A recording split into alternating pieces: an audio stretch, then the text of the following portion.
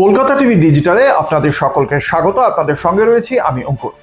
আপনাদের সকলেরই জানা আছে আজকে থেকেই শুরু হয়েছে বাদল অধিবেশন, চলবে আগামী 13ই অগস্ট পর্যন্ত।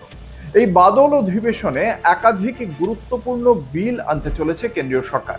কেন্দ্রীয় সরকারের পক্ষ থেকে প্রথম দিনেই কয়েকটি গুরুত্বপূর্ণ বিল পেশ করা হতে পারে এবং কয়েকটি বিল এই বাদল অধিবেশনের মধ্যে পেশ হবে, যার মধ্যে অন্যতম গুরুত্বপূর্ণ বিল জাতীয় সঙ্গীত অবমাননা প্রতিরোধ বিল। এর পাশাপাশি এফসিআরএ রয়েছে। এফসিআরএ হচ্ছে foreign contribution and regulation amendment act.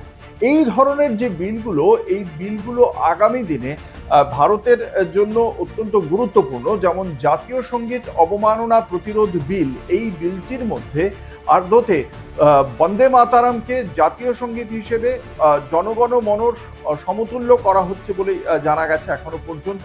ফলে বন্দে মাতারামও ঠিক একই রকম ভাবে এই সঙ্গীত গাওয়ার ক্ষেত্রেও, জাতীয় সঙ্গীত গাওয়ার ক্ষেত্রে যে যে নিয়ম পালন করতে হয়, বন্দে মাতারামের ক্ষেত্রেও ঠিক একই রকম ভাবে সেই নিয়ম পালন করতে হবে।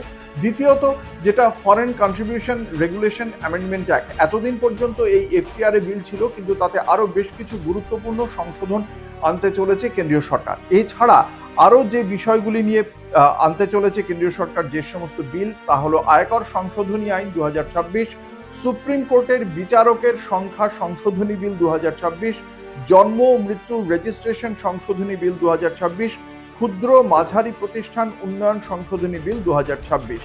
এছাড়া বিকশিত ভারত শিক্ষা অধিষ্ঠান বিল 2025 নিয়েও আলোচনা ও ভোটাভুটি হতে পারে বলে এখনো পর্যন্ত খবর। দেখা যাক এই বিলগুলির প্রেক্ষিতে বিরোধী সাংসদরা তারা কি কি জায়গায় আপত্তি জানায় বা কোন কোন বিলের সমর্থন জানায় তারা কেন্দ্রীয় সরকারের এই সমস্ত প্রস্তাবে। সেদিকে অবশ্যই নজর থাকবে এবং সেই খবরের আপডেট অবশ্যই আপনারা পাবেন কলকাতা টিভি ডিজিটালের পর্দায় রাত দিন 7 দিন।